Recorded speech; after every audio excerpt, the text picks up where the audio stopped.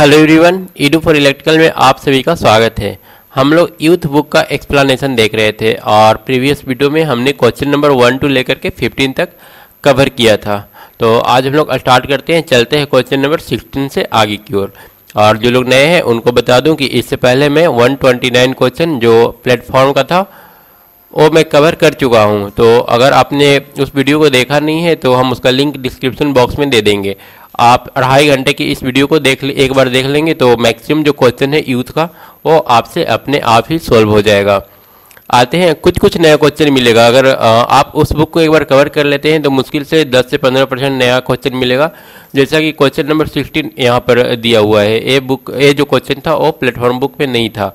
दिया हुआ है ए विशिष्ट परिणामित्र जिसका प्रयोग असंतुलित संकेतों को संतुलित संकेतों में परिवर्तित करने में होता है, उसका क्या नाम है। ठीक है, ये क्या करता है, असंतुलित संकेत को मतलब कि जो अनबैलेंस सिग्नल है उसको बैलेंस सिग्नल में कन्वर्ट करता है। कहने का मतलब साफ है, इसका यूज जनरली ट्रांसमिशन लाइन में होता है। ट्रांसमिशन लाइन को आइसोलेट करने के लिए किया जाता है। तो ऑप्शन दिया है बैलून ट्रांसफार्मर, स्वचालित परिणामित्र, स्टेप एक्रॉस परिणामित्र और उसके बाद है सेंटर टैप ट्रांसफार्मर, चौथा ऑप्शन। तो इसका जो सही आंसर होगा वो हो जाएगा बलून ट्रांसफार्मर। बलून ट्रांसफार्मर का ज़्यादातर जो यूज होता है वो टीवी एंटीना में होता है। और साथ में ये जो वर्ड बना हुआ है बैलून BAL, इसका मतलब हो गया बैलेंस, और UN मतलब होता है अनबैलेंस। ठीक है, तो बैलेंस और अनबैलेंस दोनों को मिलाकर ही ये वर्ड बलून बना हुआ है। तो इसका यूज आपको समझ में आ गया होगा। बलून ट्रांसफार्मर का यूज अनबैलेंस को बैलेंस और बैलेंस को अनबैलेंस में कन्वर्ट करने में होता है, पहला यूज। और दूसरा इसका यूज करते हैं हम लोग टीवी एंटीना में। उसके बाद आते हैं क्वेश्चन नंबर 17। क्वेश्चन नंबर 17 बोल रहा है 100 वाट 200 वोल्ट का एक ताप दीप्त बल्ब 220 वोल्ट 20 kVA ट्रांसफार्मर की प्राइमरी के साथ श्रेणी में लगा हुआ है। ठीक है, यहाँ पर एक बल्ब है जो कि प्राइमरी में लगा हुआ है। बल्ब का रेटिंग 220 वोल्ट दे दिया है और केवीए रेटिंग जो ट्रांसफार्मर का है, बल्ब का रेटिंग है 100 वाट और 200 वोल्ट। ठीक है, और ट्रांसफार्मर का रेटिंग है 220 वोल्ट और साथ में 20 kVA, काफ़ी हाई वोल्टेज ट्रांसफार्मर है। ठीक है, लेकिन इसको लगाया कहाँ गया है, बल्ब को इसको लगाया गया है प्राइमरी में, और साथ में जो सेकेंडरी वाइंडिंग है इसको ओपन कर दिया गया है। ठीक है, तो अगर हम लोग ट्रांसफार्मर एक ठो ले लें तो ट्रांसफार्मर में अगर सेकेंडरी को हम लोग ओपन रखें, ठीक है, सेकेंडरी को अगर ओपन रखेंगे तो प्राइमरी में जो करंट फ्लो करेगा और नो लोड करंट होगा। ठीक है, और नो लोड करंट कितना होता है, ये फुल लोड का 2 से 5% होता है, जो कि काफ़ी कम है। ठीक है, तो जब तक हम लोग सेकेंडरी ओपन रखेंगे तब तक यहाँ पर करंट काफ़ी कम फ्लो करेगा, और करंट अगर कम होगा तो हम लोग का जो बल्ब होगा वो समान चमक से कम ग्लो करेगा। तो इसका सही आंसर क्या होगा, B। और यहाँ पर हम लोग देखते हैं जैसे ही यहाँ पर लोड लगाते हैं यहाँ पर करंट हाई हो जाता है प्राइमरी में। ठीक है, वो कैसे होता है, तो इनिशियली जब हम लोग इसको ओपन रखते हैं तो यहाँ से जो फ्लक्स जनरेट होता है, यहाँ पर करंट तो आई नोट फ्लो कर रहा है, इस आई नोट की वजह से फ्लक्स जनरेट होता है। ठीक है, और ये फ्लक्स सेकेंडरी वाइंडिंग को लिंक करता है और जिसकी वजह से यहाँ पर वोल्टेज जनरेट होता है। जब हम लोग यहाँ पर इसको लोड से जोड़ देते हैं तो लोड से जोड़ने के साथ ही यहाँ पर करंट फ्लो करना शुरू हो जाता है, और जब करंट फ्लो करेगा तो यहाँ पर एक दूसरा फ्लक्स क्रिएट होगा। ठीक है, और इस फ्लक्स का जो डायरेक्शन होगा इधर होगा। ठीक है, अपोजिट डायरेक्शन में। तो इस फ्लक्स को काउंटर करने के लिए प्राइमरी क्या होगा कि इसको जो यहाँ पर वोल्टेज हम लोग सप्लाई दे रखे हैं, यहाँ से ये जो प्राइमरी वाइंडिंग है ज़्यादा मात्रा में करंट ड्रॉ करना स्टार्ट कर देगा, जिसको हम लोग I1 डैश बोलेंगे। ठीक है, I1 डैश इसका नाम दे देते हैं। इस करंट को ड्रॉ करेगा, और जब एक करंट जाएगा तो ये जो सेकेंड टाइम में जो फ्लक्स क्रिएट हुआ है जिसे हमने ग्रीन कलर को दिखाया, इसको ये बैलेंस कर लेगा। ठीक है, और इस तरह से अब जो प्राइमरी में करंट हो जाएगा वो हो जाएगा I0 प्लस I1 डैश का वेक्टर सम। ठीक है, I1 का वैल्यू इतना हो जाएगा। तो ये जो करंट होता है ये काफ़ी ज़्यादा हाई होता है, और अगर यहाँ पर हम लोग इसको लोड से कनेक्ट कर देते हैं तब फिर हमारा जो बल्ब होगा वो काफ़ी तेज ग्लो करेगा। उसके बाद आते हैं क्वेश्चन नंबर 18 में, step up transformer. Step up transformer में क्या होता है, तो स्टेप अप में N2 का जो वैल्यू होता है वो ग्रेटर देन N1 होता है, और जब N2 ग्रेटर देन है तो V2 क्या होगा, ग्रेटर देन V1 होगा। वोल्टेज से ही हम लोग पहचानते हैं। अगर सेकेंडरी ज़्यादा वोल्टेज पर है तो हम लोग स्टेप अप बोलते हैं, सेकेंडरी अगर लो वोल्टेज पे है तो इसको स्टेप डाउन बोलते हैं। और ट्रांसफार्मर में हम लोग जानते हैं कांस्टेंट क्या क्या रहता है। पावर जो होता है वो हमेशा कांस्टेंट रहता है, फ्रीक्वेंसी जो होता है वो हमेशा कांस्टेंट रहता है। और इसके अलावा दो ट्रांसफार्मर को अगर पैरेलल में ऑपरेट कराना है तो वहाँ पर हम लोग देखे थे PVR जो होता है वो सेम रहना चाहिए दोनों ट्रांसफार्मर का। PVR मतलब क्या हो जाएगा, V हो जाएगा वोल्टेज रेशियो, P हो जाएगा फेज सीक्वेंस, ये हो जाएगा वोल्टेज रेशियो, R हो जाएगा पर यूनिट रेजिस्टेंस और साथ में फ्रीक्वेंसी। ये चार चीज़ जो होना चाहिए वो सेम होना चाहिए। यहाँ पर देख लेते हैं ऑप्शन क्या क्या दिया है। प्राइमरी में पावर की अपेक्षा सेकेंडरी में पावर कम होगा, तो ये ऑप्शन गलत दिया हुआ है क्योंकि पावर यहाँ पर कांस्टेंट रहता है प्राइमरी सेकेंडरी दोनों में। प्राइमरी में करंट की अपेक्षा सेकेंडरी में करंट अधिक होगी, नहीं सेकेंडरी में वोल्टेज ज़्यादा होगा, करंट सेकेंडरी में क्या होगा, कम होगा, तो ये ऑप्शन भी गलत हो गया। उसके बाद प्राइमरी में टर्न की अपेक्षा सेकेंडरी में टर्न अधिक होगी, तो हम लोग देख रहे हैं यहाँ पर सेकेंडरी में नंबर ऑफ टर्न क्या होगा, ज़्यादा हो जाएगा। तो हम लोग का सही आंसर कौन सा हो जाएगा, सी हम लोग का सही आंसर होगा। उसके बाद आते हैं नेक्स्ट क्वेश्चन नंबर 19 बोल रहा है eddy current loss in transformer core can be reduce. Eddy current loss को हम लोग कैसे रिड्यूस कर सकते हैं। तो ईडी करंट लॉस कई बार हम लोग देख चुके हैं। हमने बताया था कि ईडी करंट लॉस जो होता है वो फ्रीक्वेंसी पर डिपेंड नहीं करता है, लेकिन जो हमारा ये जो लेमिनेशन होता है, लेमिनेशन के थिकनेस पर ये डिपेंड करता है। इसका फार्मूला क्या होता है, बी मैक्स, ठीक है, B square F square T square. T क्या है, थिकनेस है, ठीक है, इंसुलेशन का थिकनेस, लेमिनेशन का थिकनेस टी होता है और साथ में वॉल्यूम। तो इन चीज़ों पर डिपेंड करता है, बी पर, टी पर और भी पर, एफ पर डिपेंड नहीं करता है, ये ध्यान रखना है क्योंकि आगे चल करके इसको हम लोग थोड़ा सा मॉडिफाई करेंगे तो क्या होगा, एफ हमारा कैंसिल हो जाएगा। और प्लेटफॉर्म का जब हम लोग एक्सप्लेनेशन देख रहे थे तो वहाँ पर हमने इसे ड्राइव ही करके देखा था, तो अभी बार बार इसे ड्राइव करने की रिक्वायरमेंट आई थिंक है नहीं अभी फ़िलहाल के लिए। अगर देखना हो तो पीछे के वीडियो देख लीजिएगा और अभी याद रख लीजिए कि जो फ्रीक्वेंसी होता है इस पर ईडी करंट लॉस डिपेंड नहीं करता है और थिकनेस पर डिपेंड करता है।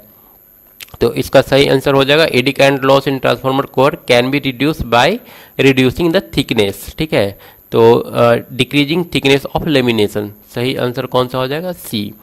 टी के वैल्यू को, थिकनेस के वैल्यू को कम कर देंगे तो हमारा ईडी करंट लॉस डिक्रीज कर जाएगा। उसके बाद बोल रहा है 20 नंबर, किसी ट्रांसफार्मर में अधिकतम दक्षता के लिए शर्त क्या है। तो अधिकतम दक्षता के लिए कॉपर लॉस और आयरन लॉस दोनों क्या होना चाहिए, इक्वल होना चाहिए। तो copper loss is equal to iron loss, C option हम लोग देख रहे हैं, ठीक है। और कोर लॉस और आयरन लॉस तो दोनों एक ही चीज़ है, तो कोर लॉस आयरन लॉस कभी हो नहीं सकता, ठीक है। तो ये ऑप्शन में तो होगा नहीं, ईडी करंट हिस्टैरिसीस ये नहीं होगा। कोर लॉस या फिर आयरन लॉस का दो टाइप होता है, ठीक है। कोर लॉस या फिर आयरन लॉस दो टाइप का होता है, एक हिस्टैरिसीस लॉस और दूसरा ईडी करंट लॉस। और कॉपर लॉस आयरन लॉस अगर इक्वल होगा तो इसका जो इफिशियंसी होगा ट्रांसफार्मर का वो मैक्सिमम होगा। उसके बाद आते हैं अगला क्वेश्चन पर, क्वेश्चन नंबर 21 लिखने वाले हैं।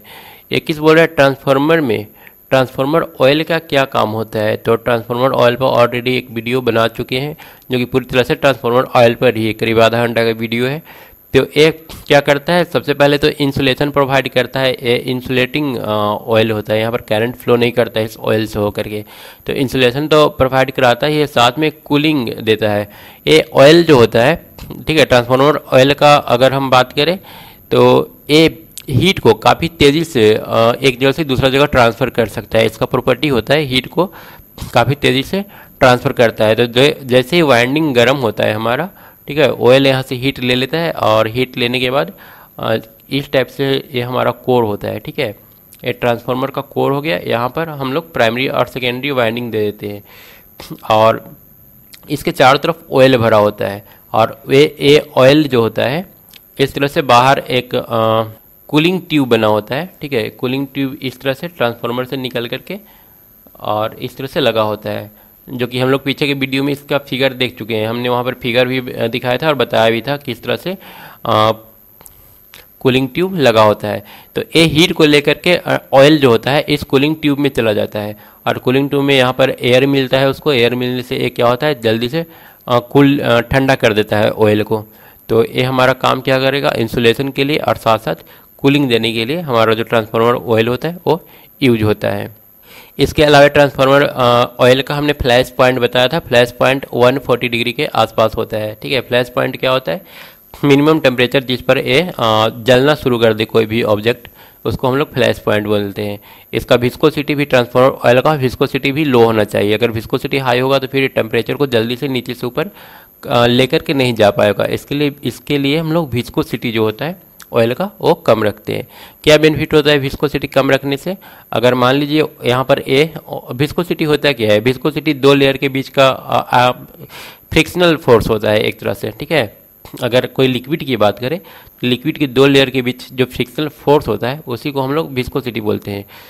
ठीक है, अगर ये विस्कोसिटी ज़्यादा रहेगा तो ऑयल गर्म होने के बाद ऊपर नहीं जा पाएगा। जनरली जो गर्म ऑब्जेक्ट होता है वो ऊपर चला जाता है, और जो ठंडा ऑब्जेक्ट होता है वो ज़्यादा भारी होने की वजह से नीचे चला आता है। तो ऑयल में भी सेम कंडीशन लागू होता है।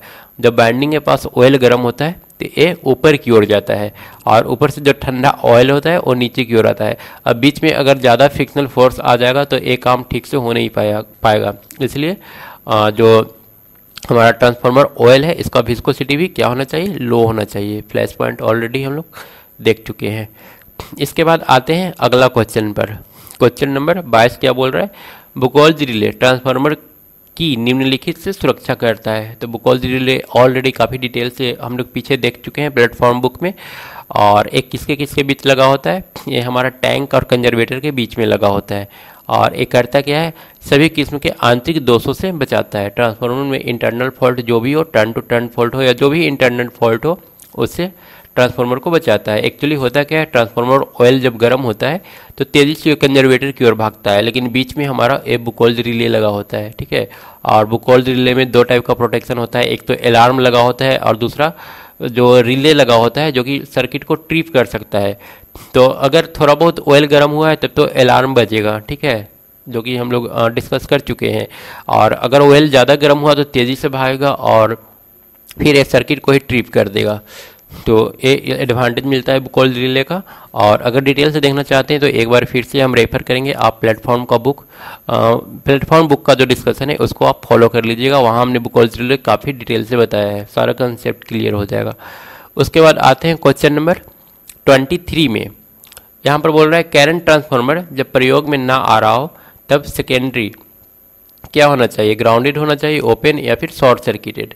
तो अगर हम लोग सेकेंडरी को, यहाँ पर अगर करंट ट्रांसफार्मर की बात करें तो प्राइमरी में हाई करंट फ्लो करता है। ठीक है, और जो हमारा सेकेंडरी होता है इसमें करंट काफ़ी कम होता है, ताकि हम लोग इसको अमीटर लगा करके इस करंट को, लो करंट को हम लोग आसानी से मेजर कर सके। अब करंट लो है तो वोल्टेज क्या होगा? हाई हो जाएगा। ठीक है, और जब वोल्टेज हाई होगा तो ये काफ़ी ज़्यादा घातक हो सकता है, साबित हो सकता है। जो लोग वर्क कर रहे होंगे उनको काफ़ी ज़्यादा रिस्क रहेगा। तो इसके लिए वोल्टेज हाई रहता है, और इस हाई वोल्टेज से बचाने के लिए हम लोग क्या करते हैं, इसके क्रॉस में कोई लोड लगा करके रखते हैं। और अगर यूज में नहीं है तो हम लोग शॉर्ट सर्किट रखेंगे, वो सबसे ज़्यादा बेस्ट होगा। तो यहाँ पर सही ऑप्शन जो होगा वो हो जाएगा शॉर्ट सर्किटेड। सी इसका सही ऑप्शन होगा। शॉर्ट सर्किट रखेंगे तो यहाँ पर काफ़ी ज़्यादा हाई वोल्टेज बिल्डअप नहीं होगा। उसके बाद आते हैं क्वेश्चन नंबर 24 में। ट्रांसफार्मर की रेटिंग किस चीज़ में मेजर करती हैं? तो ट्रांसफार्मर का किलोवाट में जनरली हम लोग डीसी मोटर का रेटिंग मेजर करते हैं। ठीक है, और अगर सिंक्रोनस मोटर की बात करें, सिंक्रोनस मशीन की बात करें तो उसका केवीए और किलोवाट दोनों में होता है। लेकिन अगर ट्रांसफार्मर की बात करें तो इसको हम लोग केवीए रखते हैं। ठीक है, किलो वोल्ट तो होगा नहीं, क्योंकि ये तो वोल्टेज का रेटिंग है। पावर रेटिंग हो जाएगा केवीए, जो कि ट्रांसफार्मर के लिए यूज होता है। उसके बाद आते हैं क्वेश्चन नंबर 25। ट्रांसफार्मर की सेकेंडरी में प्रेरित विद्युतवाहक बल किस चीज़ पर डिपेंड करता है? तो ये जो विद्युतवाहक बल होता है ई, इसका फॉर्मूला होता है 4.44 इंटू 5। ठीक है, 5 max into frequency into number of turn T. 4.445 FT ई का वैल्यू होता है जो जनरेट होता है EMF। ठीक है, विद्युतवाहक बल।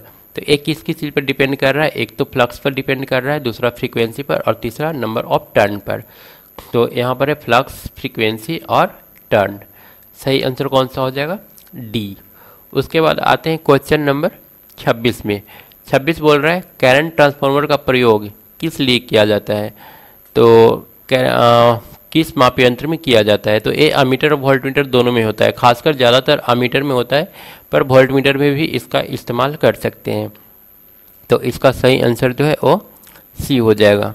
उसके बाद 27 नंबर बोल रहा है ट्रांसफार्मर कोर का पटलन निम्नलिखित घटाने के लिए किया जाता है। तो लेमिनेशन हम लोग किस लिए करते हैं? लेमिनेशन हम लोग करते हैं ईडी करंट लॉस को कम करने के लिए। तो हम लोग कई बार इसे पढ़ चुके हैं। तो यहाँ पर सही आंसर कौन सा हो जाएगा? ए हो जाएगा, ईडी करंट लॉस को कम करने के लिए।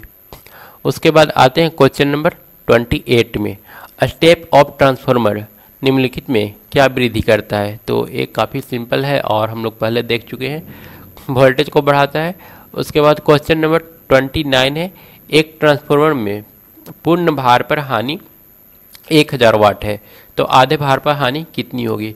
तो लॉस दो टाइप का होता है, एक आयरन लॉस और दूसरा एक आयरन लॉस हो जाएगा और दूसरा कॉपर लॉस। आयरन लॉस तो हमारा कांस्टेंट रहता है, हालांकि यहाँ पर क्वेश्चन में मेंशन करना चाहिए था कि ये लॉस कौन सा लॉस दिया है, ये आयरन लॉस की बात कर रहा है या फिर कॉपर लॉस की, क्योंकि आयरन लॉस जो होता है वो फिक्स होता है।